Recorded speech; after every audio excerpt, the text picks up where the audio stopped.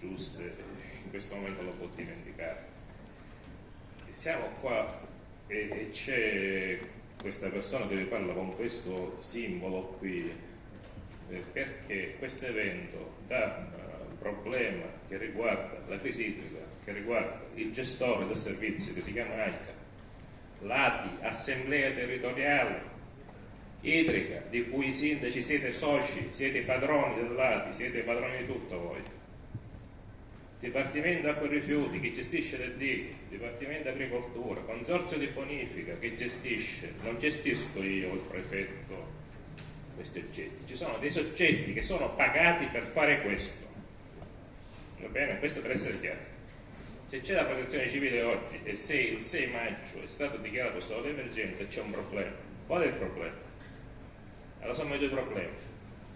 Uno, che manca l'acqua dal cielo, non piove e non manca da ora, manca da 3 anni, da 2 o 3 anni che ci sono siccità e i bacini non si riempiono in un anno, così come non si riempiono in un anno, non si vota in un anno, risentono gli invasi, risentono di questa siccità.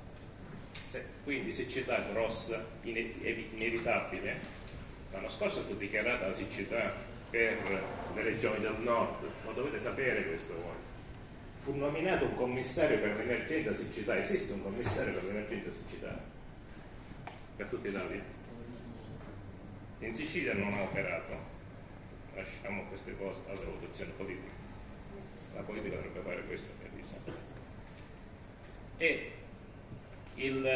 se la regione ad aprile ha chiesto stato di emergenza a Roma, Roma ha risposto a 6 maggio, ci ha assegnato 20 milioni di euro per gli interventi immediatamente urgenti.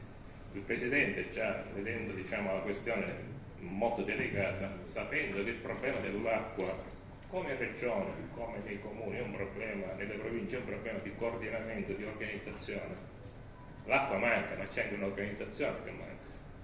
Ha istituito una cabina di regia, presieduta da me, Protezione Civile, per dare il segnale che siamo in emergenza, con tutti i rami dell'amministrazione regionale presenti, con dei consulenti, con dei professori, chi è esperto in dissalazione, dissalatori, chi è esperto in tariffe, aree, chi è esperto in condutture.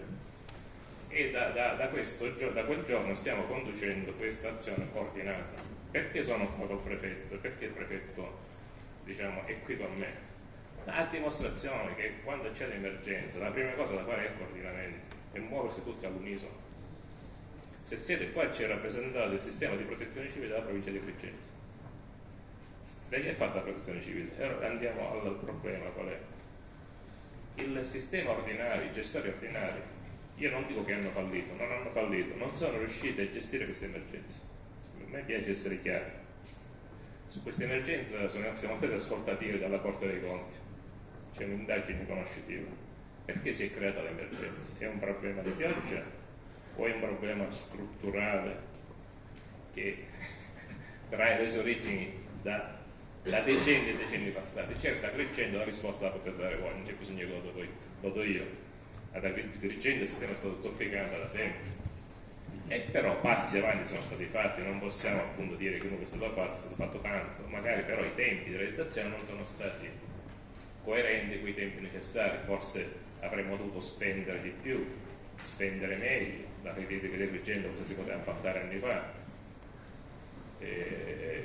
perdite del 50%, quindi siamo qua perché i soggetti competenti non ci riescono più, sono al nostro fianco, perché quando c'è un sistema di protezione civile non è che arriva Batman, il supereroe, il supercommissario, il superprefetto, il superdirettore regionale, toglie tutti il mezzo e risolve i problemi, no, perché non sappiamo dove operare. Noi siamo qua per far operare al meglio tutti, per ricordare a tutti cosa sono le loro competenze, per dire tu sai questo, sai che c'è da ora in poi, lo fai bene, lo devi fare bene, lo devi fare nello stretto necessario, con i tempi giusti e in modo efficace. Quindi il teorema qual è? L'ho scritto in questa direttiva che è stata mandata, l'abbiamo scritto il 12 agosto. Questa direttiva è importante perché, guardate, se c'è una cosa importante, forse è la prima direttiva in Italia, c'è prefettura, Stato e Presidenza della Regione. Forse non è mai uscito un documento così, vedremo nei prossimi giorni cosa succede, perché la reazione è stata, non c'è qualcosa di nuovo, ma questa a dimostrare che c'era